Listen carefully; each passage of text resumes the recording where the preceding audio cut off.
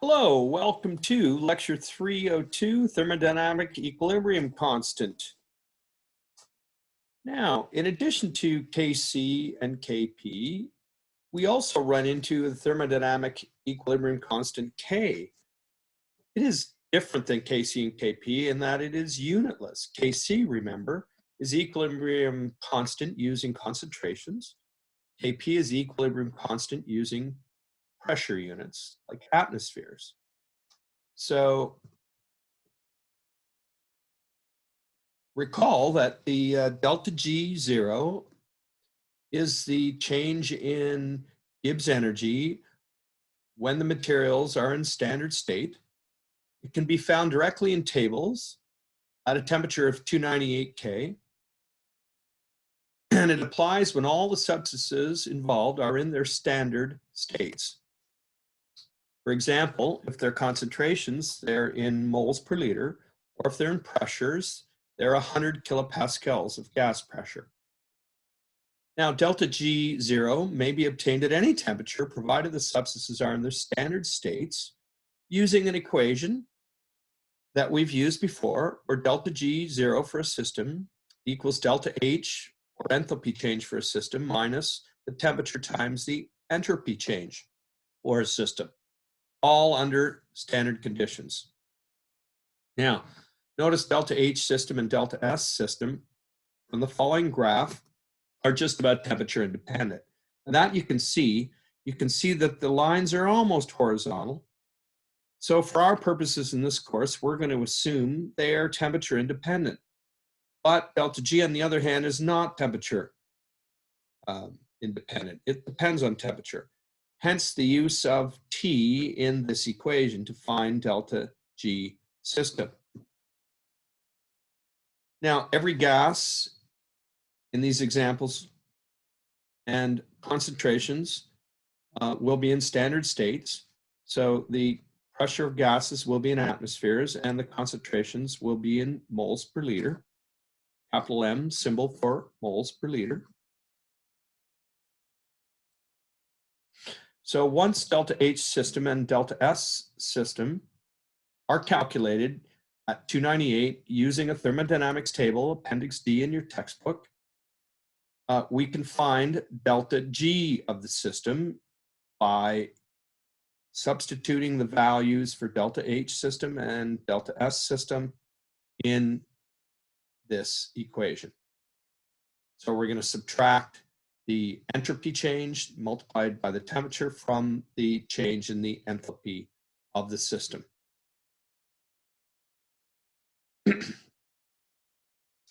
Now, for a process where A and B produces C, where A, B, and C are not in their standard states, and assuming all are solutions, we can use this equation, where delta G not at standard state equals delta G when the substances are in their standard state, plus R, the gas law constant, times temperature, times the ln of C, the product, over the concentration of A and B.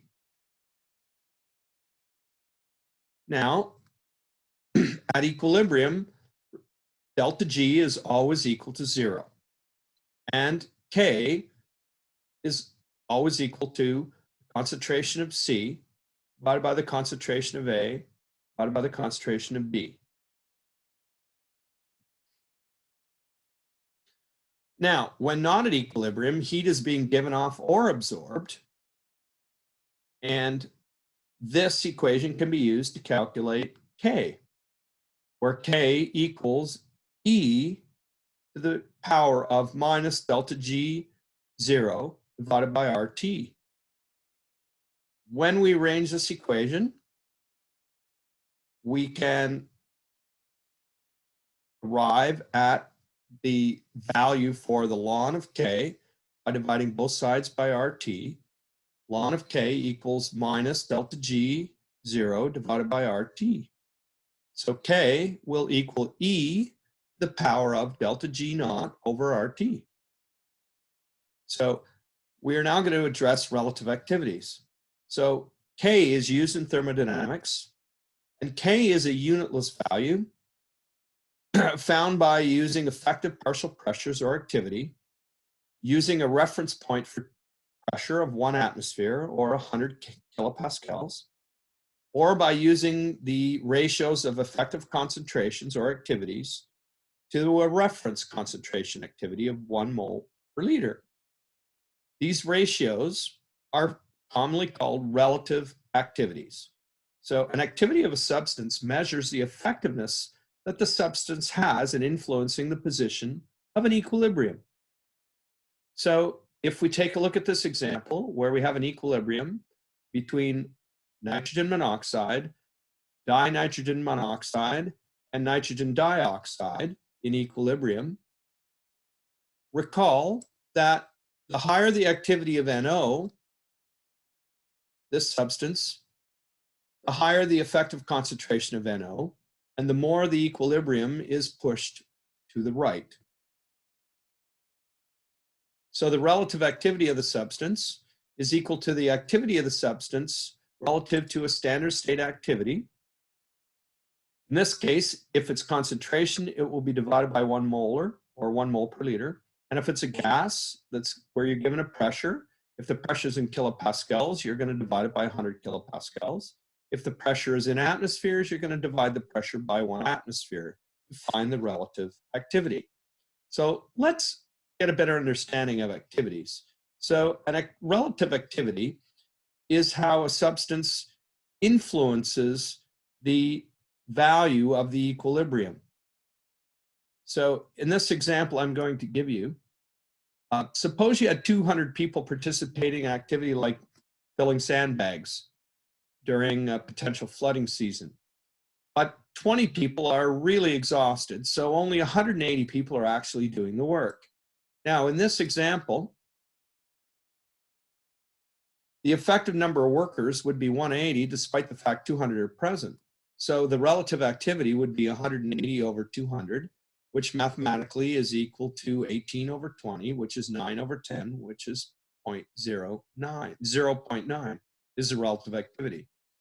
So in another example here I'm going to use, we are going to use a solution of 1 mole per liter of magnesium chloride. And from the stoichiometry, we know that the magnesium concentration, the chloride concentration are related twice as much chloride ion as magnesium ion because it's MgCl2. There's 2 chloride ions for each magnesium ion. So if the concentration of the solution is 1 mole per liter, and the concentration of magnesium is 1 mole per liter, and the concentration of chloride ion will be 2 moles per liter. However, in a solution of magnesium chloride, what happens is the magnesium ions and the chloride ions get surrounded by water molecules.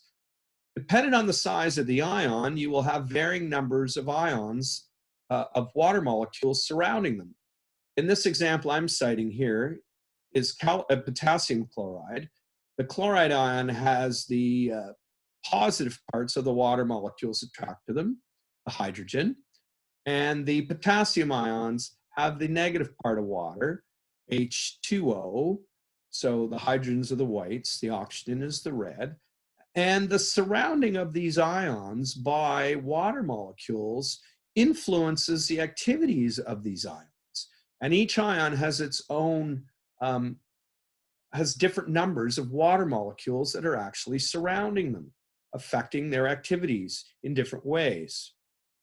So in this case, instead of the concentrations of magnesium and chloride being 1 mole per liter and 2 mole per liter respectively, you are going to get relative activities that are slightly lower because of the influence of the water molecules that are surrounding these ions.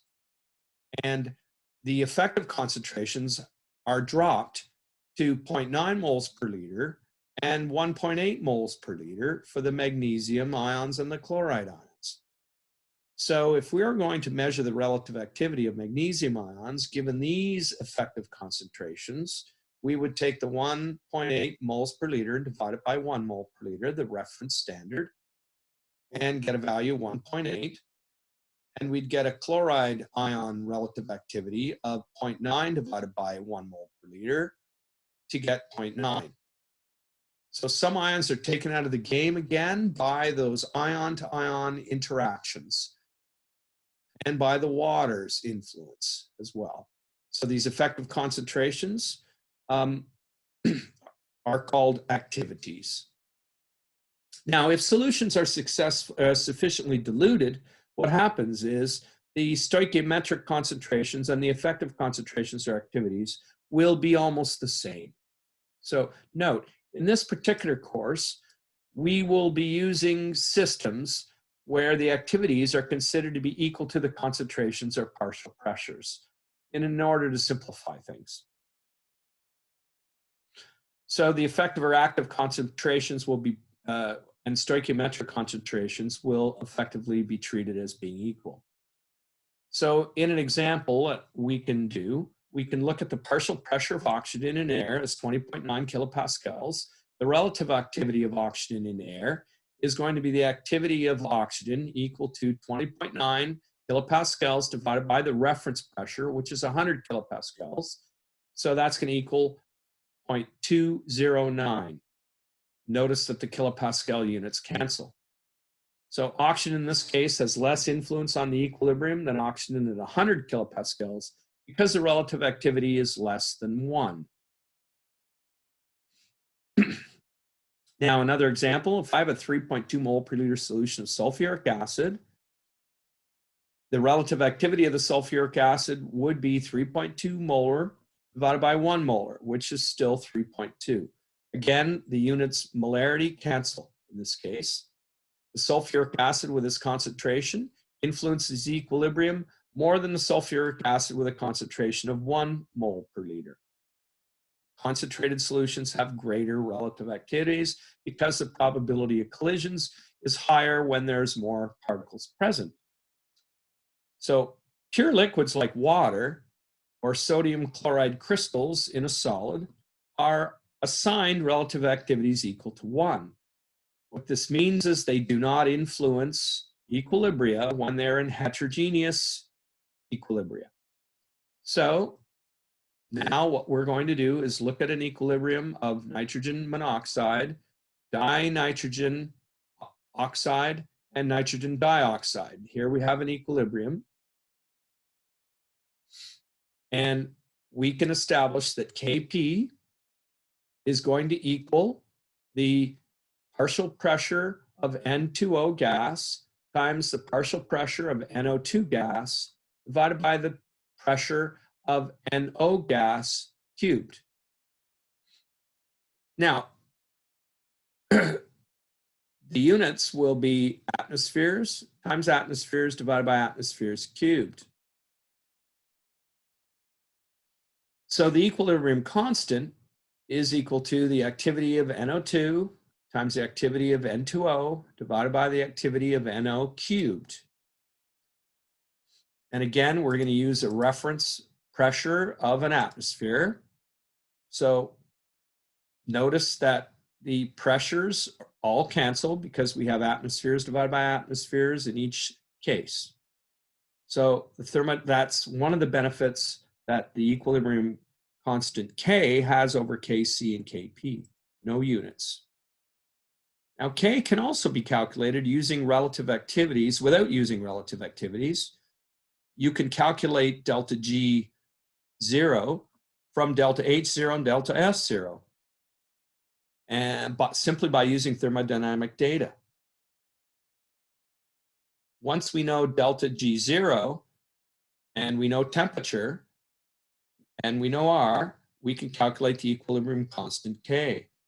You don't need concentrations or pressures. You can just use textbook values. Now, a great deal of work has been done to accumulate libraries of this thermodynamic data, which is very useful for determining equilibrium constants. K, again, is always dimensionless, as opposed to Kp and Kc. And in most cases, Kp and K are equal in magnitude, provided the pressure is in atmospheres. Now here's another example where we're going to consider the dissociation of a weak acid, HB, sorry. And water is in equilibrium with hydronium ion and B minus. So we can calculate the Kc using concentrations. The concentration of hydronium times the concentration of B minus divided by concentration of Hb and divided by the concentration of water. But remember what we said about water? The relative activity of water is 1, so it has no effect on the equilibrium. It can be left out.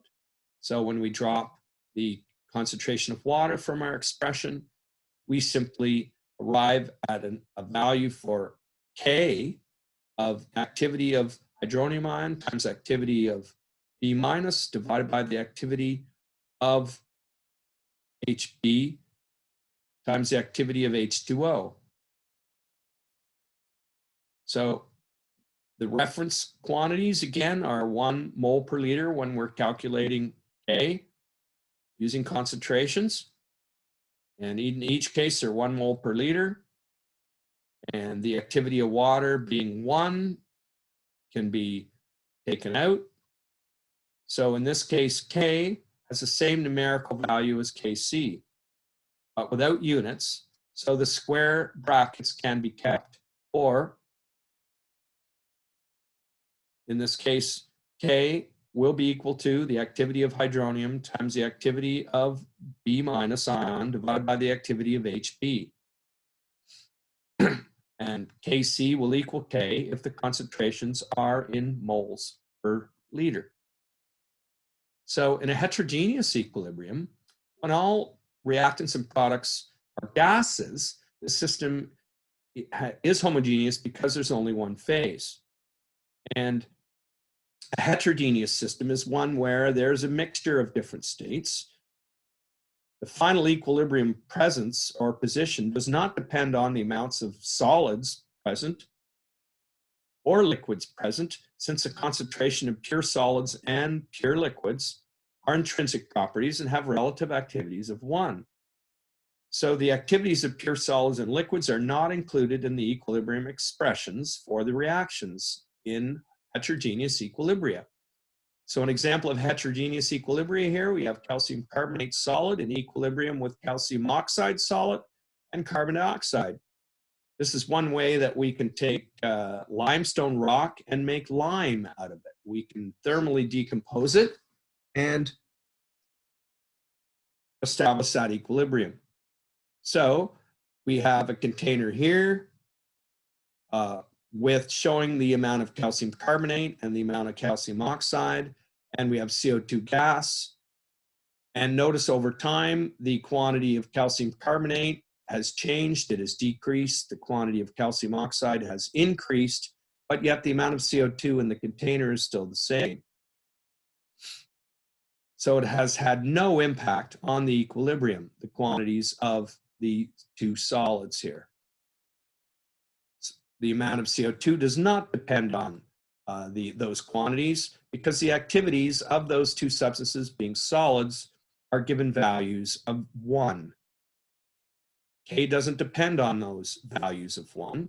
K, if we're going to find Kp would simply be equal to the pressure of the CO2 gas in atmospheres. And Kc would equal the concentration of carbon dioxide gas in moles per liter. Now that's seldom used with gases. Usually pressures are used because it's much easier to measure pressure than it is to measure concentration in moles per liter. So the equilibrium constant K is equal to the activity of the CO2, which equals the pressure CO2 divided by 1 atmosphere. And again, the K value, the pressures, the two will be in atmospheres. Atmospheres divided by atmospheres eliminate the unit for K. Now let's look at an example where we can calculate Kp and K for this equilibrium. Ammonium hydrogen sulfide is in equilibrium with ammonia and hydrogen sulfide gas. And again, it's a heterogeneous equilibrium, a solid in equilibrium with two gases. So Kp will equal the ammonia concentration times the hydrogen sulfide concentration. And again, the activity of the ammonium hydrogen sulfide is 1, so it would just be divided by 1, which is not included in the expression. Now, it could also equal, if it's Kp, the quantity, the pressure of ammonia times the pressure of hydrogen sulfide. So K will be the activity of ammonia times the activity of hydrogen sulfide. And remember, when we're calculating activity, if the pressures are given, we're going to divide the given pressures by 1 atmosphere. And in this case, we can calculate, for another example, we can calculate benzene liquid in equilibrium with benzene gas. If we determine the value of the equilibrium constant as 0.133 at 298 K, let's find the vapor pressure of benzene at this same temperature. So now let's talk about what a vapor pressure is. So a vapor pressure, if we put benzene in a container, the force of attraction between non-polar benzene molecules is fairly weak, so those molecules can evaporate readily. If we enclose the container, the evaporated particles will reach an equilibrium with the liquid particles and exert a partial pressure.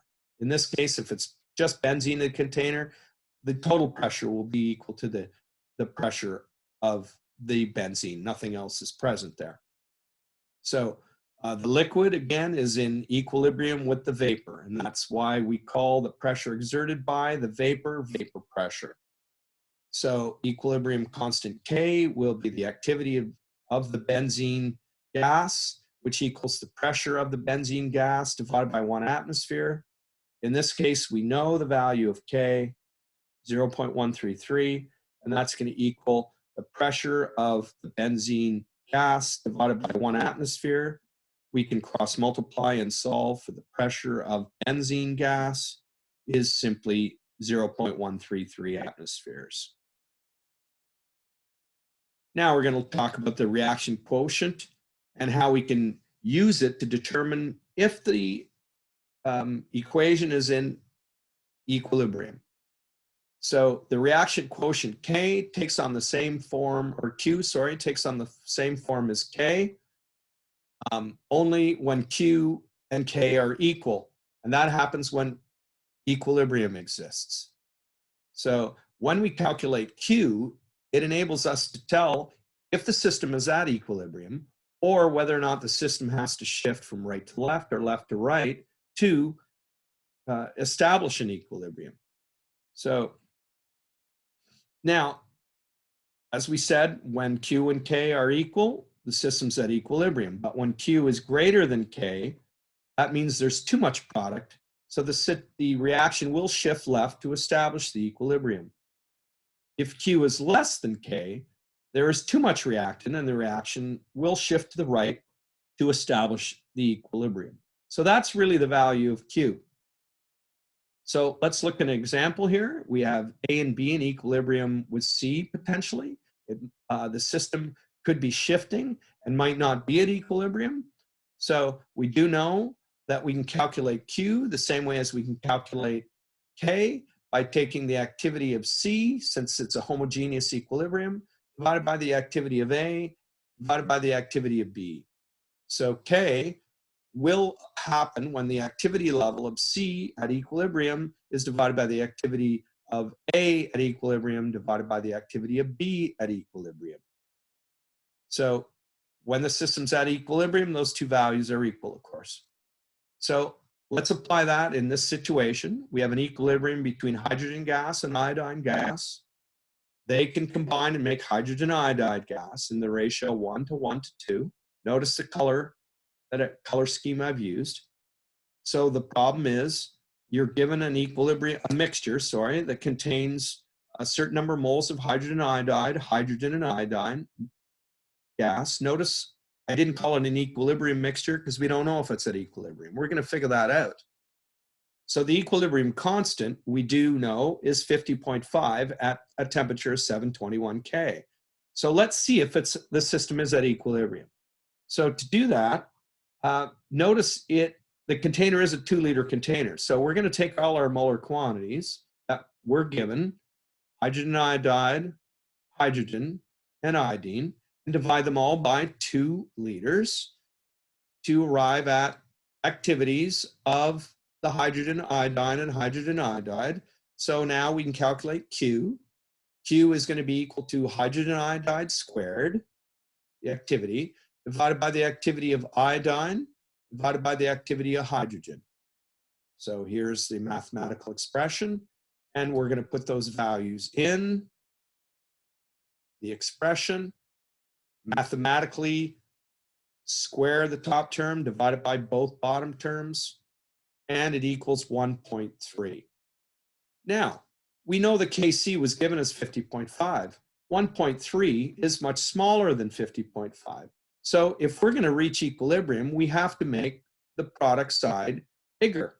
The product side was on the top. When we make the top bigger and the bottom smaller, of course, the value of Q will increase. So the equilibrium must shift from left to right to increase the quantity of hydrogen iodide and decrease the quantity of hydrogen and iodide if we are going to reach equilibrium. So when Q equals K and the value of K is 50.5, then the equilibrium will be established and it will remain at equilibrium. The homework after this lesson is completed is here. So hope you enjoyed the video. Till next time.